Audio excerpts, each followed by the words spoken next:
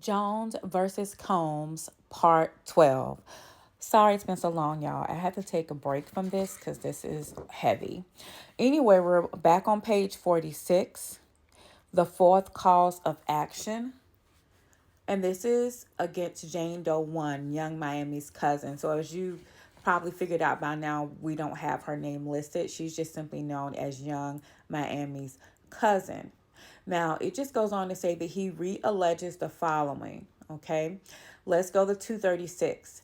As described above, Jane Doe 1 frightened and placed plaintiff, and the plaintiff again is Mr. Jones, in apprehension of harm when she physically and sexually assaulted him on Thanksgiving Day 2022 in Diddy's home in Miami, Florida.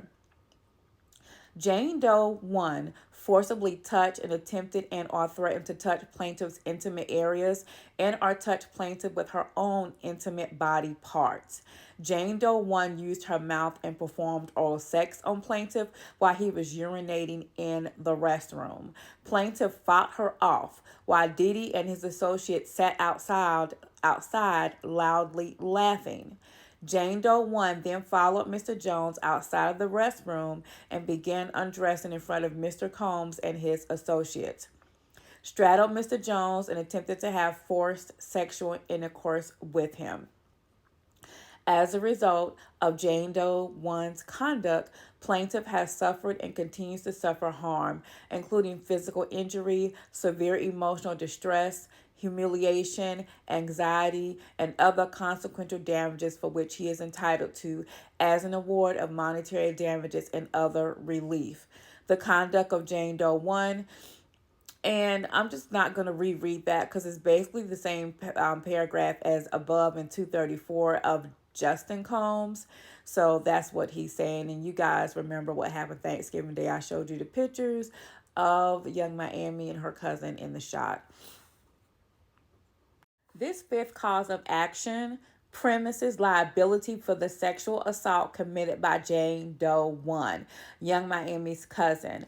I'm not going to again read the whole thing, but this is basically saying that Diddy was present while Mr. Jones was being assaulted by Jane Doe 1. So Mr. Jones was legally on the premises as a guest and invitee of Diddy. Jane Doe 1 was legally on the premises as a guest and invitee of Mr. Combs. Again, Diddy. Diddy owned the premises and had dominion and control over the premises where Mr. Jones was harmed. Mr. Combs, aka Diddy, had dominion and control over the actions of Jane Doe 1 and failed to step in and stop Jane Doe 1 from sexually assaulting Mr. Jones. As owner of the property, Diddy had a duty to protect Mr. Jones from the harm he suffered at the hands of Jane Doe 1. Diddy breached his duty when he failed to stop Jane Doe 1 from sexually assaulting Mr. Jones. In furtherance of this breach, Diddy was laughing and encouraging Jane Doe 1 to continue her assault of Mr. Jones. Mr. Jones has suffered immensely because of Mr. Combs' intentional breach of his duty to him. And again, it goes on to ask for relief and willful, wanton, and malicious conduct. This is a sixth cause of action, another premises liability violation against Mr. Combs for the sexual assault committed by Cuba Gooden Junior. And it goes on to say, here, Mr. Jones was sexually assaulted by Cuba Gooden Junior on a yacht rented by Diddy in the U.S. Virgin Islands in January of 2023. Diddy was present while Mr. Jones was being assaulted by Cuba Gooden Jr. Mr. Jones was legally on the premises as a guest and invitee of Mr. Combs, and basically is saying the same thing that it said in regard to Young Miami. Let's go down to 247. As an owner of the property, Diddy had a duty to protect Mr. Jones from the harm he suffered at the hands of Cuba Gooden Jr. Mr. Combs breached his duty when he failed to stop Cuba Gooden Jr. from sexually assaulting Mr. Jones. In furtherance of this breach, Diddy encouraged Cuba Gooden Junior to continue his assault of Mr. Jones when he said that Cuba Gooden Junior should privately get to know Mr. Jones better. Mr. Jones has suffered immensely because of Mr. Combs' intentional breach of his duty to him. This is the seventh. Oop, let me change the page. This is the seventh cause of action, Trafficking and Victim Protection Act. This is against defendant Sean Combs, Justin Combs, Christina Gorham, and Combs Global. And as you recall, Christina Gorham is Diddy's chief of staff. According to this paperwork, they have likened her to Jesselina Maxwell, okay?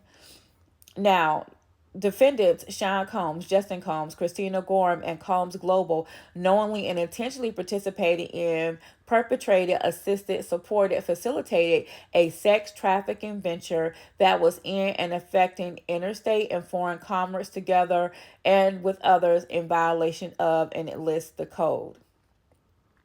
And then it goes on to list all the defendants again to say that they intentionally recruited, enticed, provided, obtained, advertised, and solicited by various means Mr. Jones as well as other class members, knowing that defendants would use means of force, threats of force, fraud, coercion, and a combination of such means to cause Mr. Jones, as well as others, some of whom were under the age of 17, to engage in commercial sex acts. And it goes on to say the same thing on 253, but it says through the means of force, threats of force, fraud, abuse of processes, and coercion.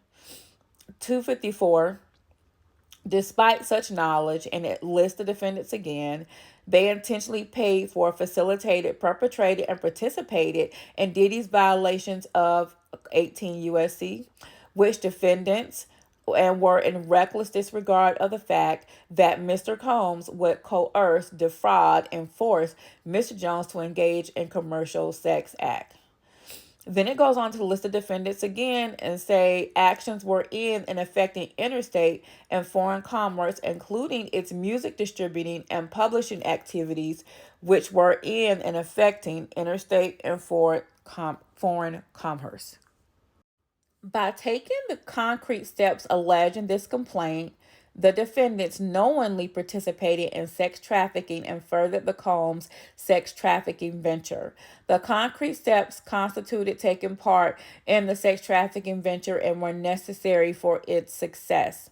The concrete steps constituted active engagement by the defendants, and they knew that this is active engagement would lead to and cause coercive commercial sex trafficking. As part of perpetrating TVPA violations between on or about September the 22nd and through about November the 23rd, defendants concealed its delivery of hundreds of thousands of dollars in cash to Mr. Combs and his associates. As part of the perpetrating TVPA violations, defendants also willfully failed to file required taxes with the federal government. Defendants' affirmative conduct was committed knowing and in reckless disregard of the fact that Mr. Combs would use cash and the financial support provided by defendants Love Records, Motown Records, and the Universal Music Group as a means of defrauding, forcing, and coercing sex acts from Plaint of Jones as well as others. Defendants' conduct was outrageous and intentional. On or about January 2023, Justin Combs engaged in a freak-off session on a yacht with his father and sex workers. Wow. I stopped at 259. I'm going to have to go on to the next part. But yeah, now we're talking about taxes. So you know the federal government going to get involved in this, honey.